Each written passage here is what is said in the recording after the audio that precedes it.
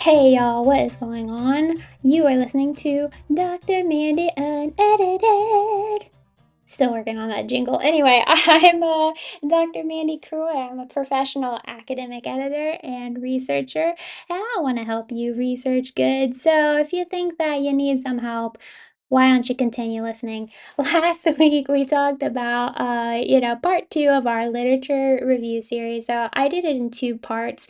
First part is talking about how to plan, collect papers, and outline your literature review. And then the second part was how to write your literature review in terms of how to synthesize and how to critically analyze material so that you can write it in your review of literature section. So if you think that would be kind of helpful, go back and check that out. I also have on my website a how to write a literature review in 90 days guide. It's on the media page of my website at www.drmandyedits.com. So go and check some of those things out if you haven't yet.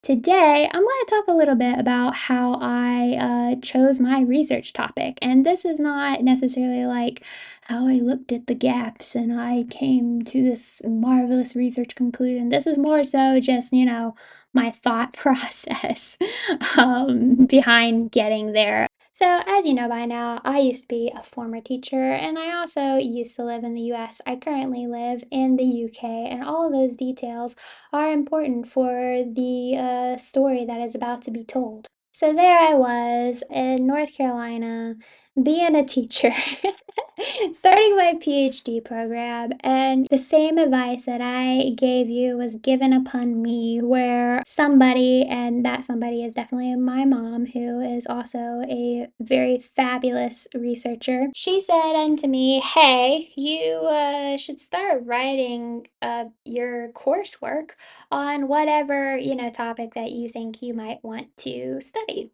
So the whole purpose of me really getting up the guts to deep dive into the PhD program was because I had just been promoted to be the assistant director of this school, and I found a lot of the kids that were enrolling in the school were neurodivergent, and I really just saw a lot of, like the fear and the trauma that they've had throughout their educational journey. And it really resonated with me because, like I said, I have ADHD, but I didn't know it when I was a kid. But I really struggled with education, and I saw like a lot of like the fear and the struggles that they had were similar to my own. And so, you sometimes look at someone else and say, like, oh, I don't want them to have to go through the things that I've gone through. There has to be a better way. And so I kind of knew early on, goal, with my PhD was really to start researching ways to educate neurodiverse minds, and then kind of hopefully in like the wild future make that a standard of learning that is accessible. So with my PhD program, I started to think about digital technology. At first, I wanted to do something, yeah, kind of like digital tools that could help educate neurodiverse kids, kind of like what I talk about now when I mention all the tools and technological things for, how to do research more effectively. That's basically how I kind of wanted to approach my research topic initially. And so, yeah, I did spend a lot of my coursework writing on digital tools in the classroom and digital tools for neurodiverse students and all that good stuff. But when it came down to it, again, I was talking to my mother, and she kind of also pointed out like, hey, but now is like a really cool time to be able to do some super unique topics. And what she meant by that is like we just went through like COVID, right? So now, for the first time ever, people are getting to research about COVID as it's kind of like happening and as it's developing. So she really encouraged me to think of something like super unique. And again, I kind of had like that digital technology mindset. But in a later conversation, I was talking to my mom about some of the kids who I used to tutor after school. I used to be a music teacher and an art teacher, as well as just being like, a regular kind of school educator. And I got to teach kids from like all over the county this way.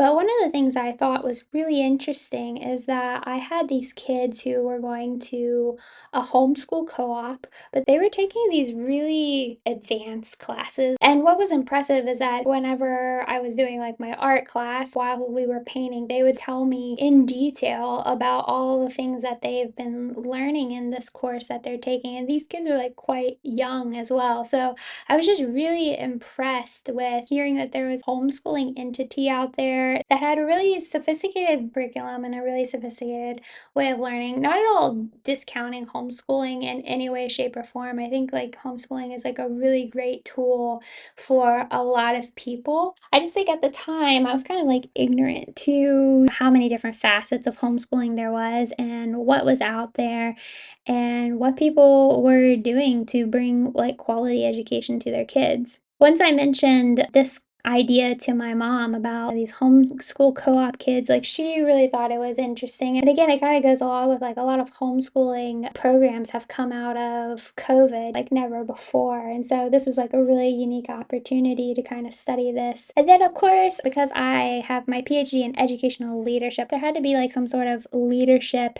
aspect to it. So one of the things I was already kind of looking into was collaborative leadership because that's something that I kind of did at my school that I thought, was really effective for the type of kids that I was teaching. But I also found that as like a really interesting element in these like homeschool co-ops because a lot of times the kids in these homeschool co-ops are being taught by parents or, former educators or subject matter experts and not only that, but like the leaders of these groups have to kind of collaborate with the community to really build an effective educational program. So, for example, these homeschool co-ops are held maybe in like recreational centers or parks where you have to collaborate with members of the community. And so that's where I kind of came to the topic of collaborative leaders experiences of success in homeschool co-ops. And I think like look, if I think it was like the best thing that I could have done because not only did I learn so much good stuff in how to like educate kids in an accessible way, but I also learned a lot about what parents are willing to go through and what the community is willing to go through to make sure that we are bringing up really well-rounded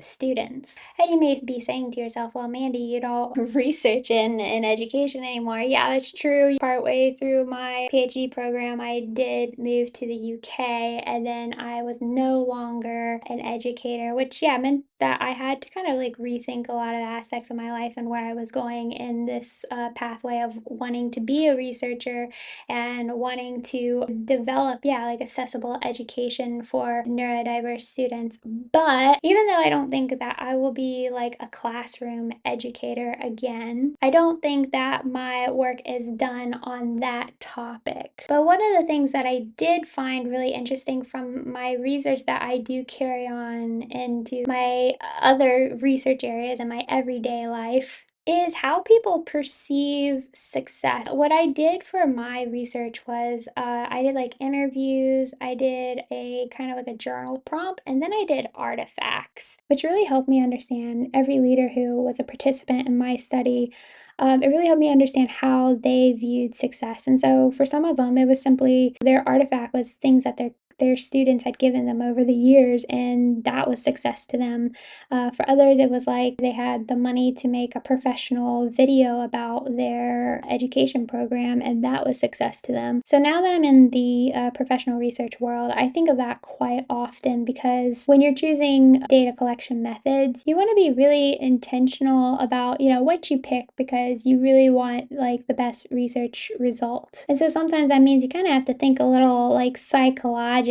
There wasn't necessarily, I think like the biggest bit that I got and the point of success of those leaders was from the artifacts, which wasn't something that was words, it was just an object. And that's really helped me think creatively now that I work with like different research groups and stuff. And then sometimes those research groups have actually asked me my opinions on those matters in terms of like data collection and like how to analyze and interpret those things because they have actually read my dissertation. That's why you need to get your dissertation edited, y'all, because all of my bosses have read my dissertation. And yeah, they always bring up that artifact thing and like the findings and the way I analyze that. And they use that as kind of a way to ask me, how can we find meaningful insights to the research that we are doing? Next week, we're going to be talking about how you can choose your dissertation topics. So, we're going to start from just a basic idea and how to get it really specified and focused to whatever you want to study. If you need some help in your dissertation life, please let me know. You can reach out to me through www.drmandyedits.com, or you can email me at mandykf@gmail.com. So that's mandiekf@gmail.com. If you would just like to see what else is going on in my life or whatever silly memes that I'm coming up with, you could check out my social media that is linked in the description below. But other than that, go write a few paragraphs. Don't bang your head against the wall because you'll get brain damage. And I'll talk to y'all later. Bye.